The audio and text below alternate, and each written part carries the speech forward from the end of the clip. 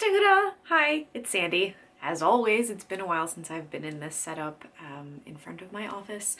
I finally hung up my Bookstahuda banner.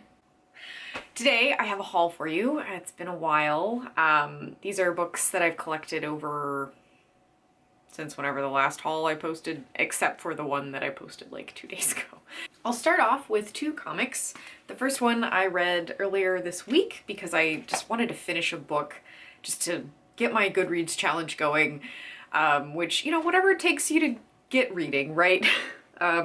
This one is Miss Marvel No Normal. I read it, I loved it, I want the next volume.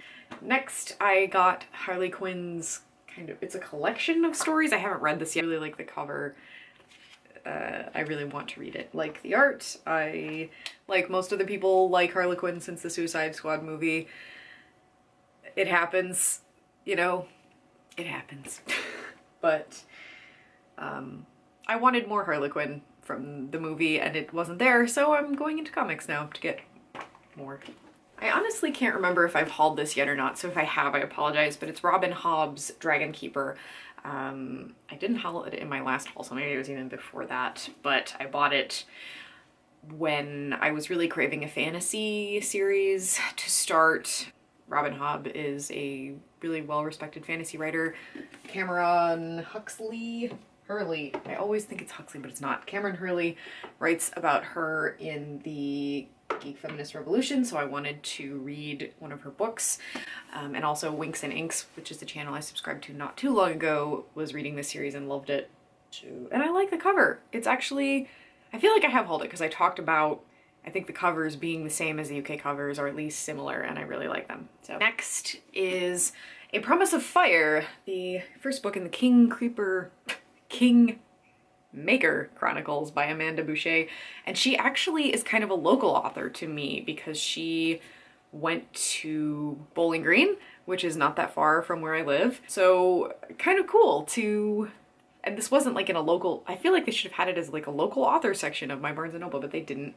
This is where I bought it. I bought it when I was out book shopping with Cherish of the Motley News, and this sounded like a really good mix of fantasy and romance, which I'm still in the mood for, and I'm currently reading A Gathering of Shadows by Victoria Schwab, and it's, you know, it's going wonderfully because I love everything she writes.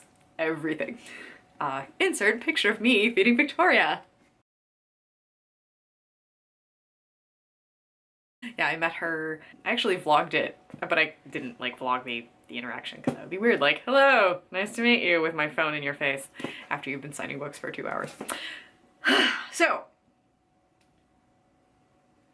this seems cool. Next is one that actually Cherish and I have been looking at together, and it's the 25th anniversary edition of The Gift, Creativity and the Artist in the Modern World by Lewis Hyde. Margaret Atwood says it's good. Zadie Smith. It's by Vintage, so it's got a beautiful cover. It's going in my writing section, you know, over here. And I want to get into, oh, David Foster Wallace as well says, no one who is invested in any kind of art can read The Gift and remain unchanged. So I really would like to read this. I feel like this is going to be something I read, sort of like The Story of Philosophies by Will Durant, which I picked back up, and I'm going to read a bit of it today. Something that I don't really read all at once, unless maybe not, but I feel like it'd be something I read a chapter of every now and then and get a creative boost and understand artistry a little more and all those kind of things. Speaking of Victoria Schwab, I got the final book in the Darker Shade of Magic series, Conjuring of Light. It's so beautiful. And now I have all 3 of the books signed because I went to that signing. So where is it? Yeah. Poor Sandra. I love this series so much. I love it so much. Oh. So, I mean, it's just red and white are my favorite, like red, black, and white are my favorite color combinations. The covers are gorgeous. It's the one series where I prefer the American covers to the UK covers. It was the first book I read of hers, The Darker Shade of Magic, you know, the first one. I'm gonna, maybe after I finish the series, I'll do a whole series discussion just because I love it so much. Continuing with my new love or interest in nonfiction, I picked up Lab Girl at Barnes & Noble because I had the discount thingy. This book is really nicely put together. It's got the, what are these? Deckled Edges, is that what they're called? I don't know. But it's out in paperback now, and I kind of wish I'd waited to get it in paperback, but I was like, I need it now! I thought the paperback was coming out much later, but it's not. So, my fiance and I both want to read this, which that's very rare because our interests and books are really different. Although he loves fantasy too, like we both love Lord of the Rings.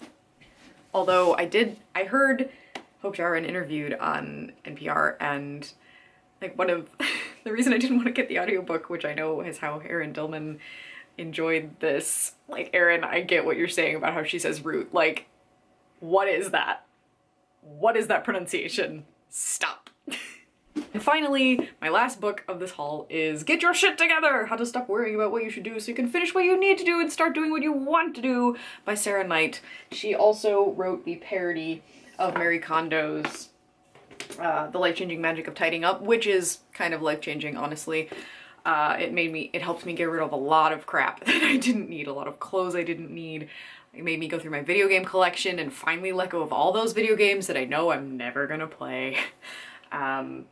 So I'm still not finished with it, but I've read the most important bits and I will finish it someday. Sarah wrote the parody of that, The Life-Changing Magic of Not Giving a Bleep. And so now get your shit together. This one I really need right now because I'm so kind of professionally lost. I'm just like, someone hire me! Hire me! I'm so glad they match, like they're the same size. Although this one is shiny and this one is matte. I kind of prefer the matte cover, but it is already dirty and I haven't even opened it yet. But I feel like these are just,